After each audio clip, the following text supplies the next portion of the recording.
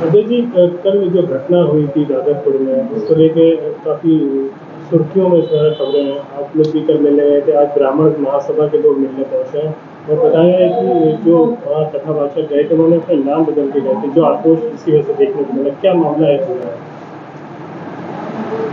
देखिए, जो कल घटना हुई है बहुत ही निंदनीय है। सभ्य समाज में इस तरह की घटना नहीं होना चाहिए। और जहाँ तक कि ब्राह्मण समाज के लोग आज एसएसपी महोदय से गए थे, तो उन्हें भी कहना चाहिए कि समाज में जो अराजक तत्व हैं वो किसी भी जात के हों, किसी भी धर्म के हों, इस तरह की घटना को अंजाम नहीं देना चाहिए और जो दोषी हो उसके खिलाफ कड़ी से कड़ी कार्रवाई होनी चाहिए।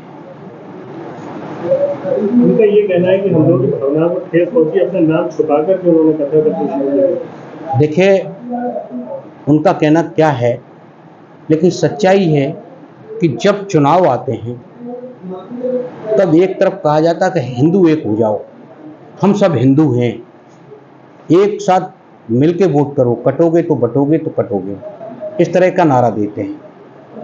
अगर वो यादव थे, मान लीजिए थोड़ी देर के लिए, यदि वो यादव थे तो क्या उन्हें भागवत पढ़ने का अधिकार नहीं है?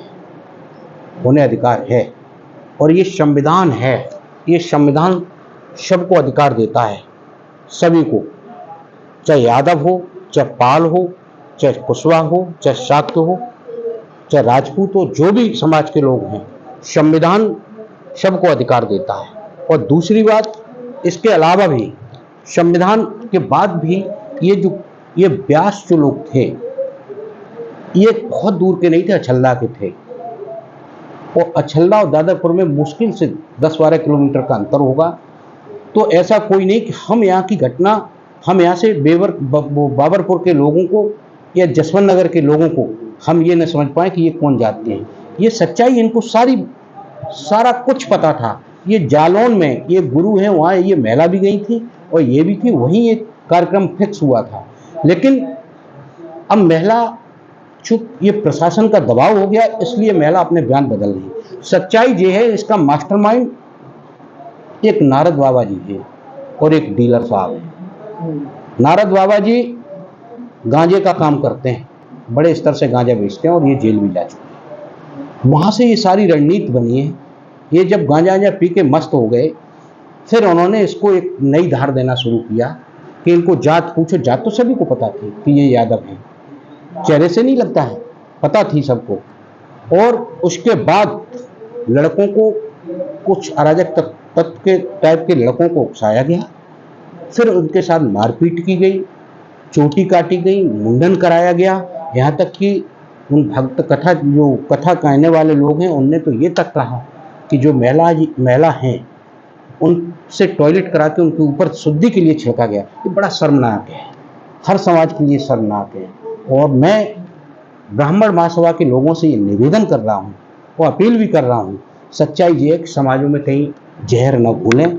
जो दोषी हो, आप भी जाके वहाँ जांच कर लें, जो दोषी हो उसको कड़ी से कड़ी सजा दिलाने का काम करें। समाजवादी पार्टी भी उनके साथ है और मैं ये कहता हूँ कि जो निष्पक्ष, मैं प्रशासन से भी कहता हूँ, जो दोषी नहीं है उनके साथ कोई अन्याय ना हो। और मैं सारे ब्राह्मणों को दोषी नहीं मानता हूँ, सारे लोग उसमें नहीं हो सकते, लेकिन कुछ अराजक लोग हैं जो स्वयंभू अपने को समझते हैं, आज़ादी के बाद भी सिर्फ अपने ही मौलिक अधिकार समझते हैं और पीडीए के लोगों को सिर्फ और सिर्फ कीड़ा मकोड़ा समझते हैं। तो वही ब्राह्मण महासभा कह रही है कि समाजवादी पार्टी इसमें राजनीतिकरण कर रही है इस मामले को लेकर। समाजवादी पार्टी के लोग, जब ये लोग पिट रहे थे, जब इनकी चोटी काटी जा रही थी, जिनका मुंडन किया जा रहा था, उनके पैरों से नाक रगड़वाई जा रही थी और जिस बाबा का मैंने नाम लिया उसके माथा रखवाया जा रहा था, ऐसे लोग, क्या समाजवादी पार्टी के लोग रात में राजनीति करने गए थे? बोलो कौन थे जो मार रहे थे? उनकी फोटो है ना, वो पकड़े गए हैं। तो फिर जब पीड़ित लोगों के साथ आप नहीं खड़े तो समाजवादी पार्टी तो खड़ी रहेगी। हर पीडीए, और जो पीडीए की विचारधारा रखने वाला, चाहे वो ठाकुर हो चाहे ब्राह्मण हो, जो पीडीए की विचारधारा रख रहा हो, हम उन सब के साथ, जिनके साथ अन्याय हो रहा है, मैं उन सब के साथ हैं।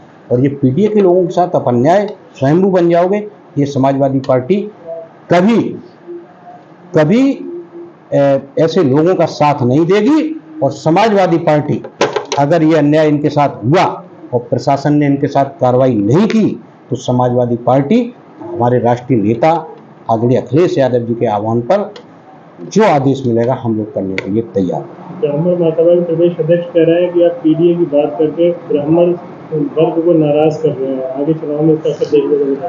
अशर वो बात वोट की कहाँ है, बात वोट की नहीं है, बात इस संविधान की, बात इस संविधान की। मेरे पास ये चच्ची शुक्ला जी बैठे हैं, ऐसा नहीं है, मेरे साथ हर वर्ग है।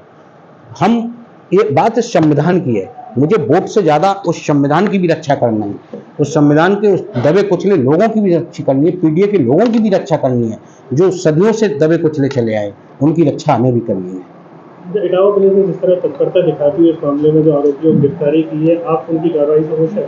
हाँ, जो अभी तक उन्होंने किया है, एसएसपी महोदय ने जो किया है, जो पुलिस ने किया है, हम अभी तक उनकी कार्रवाई से संतुष्ट हूँ।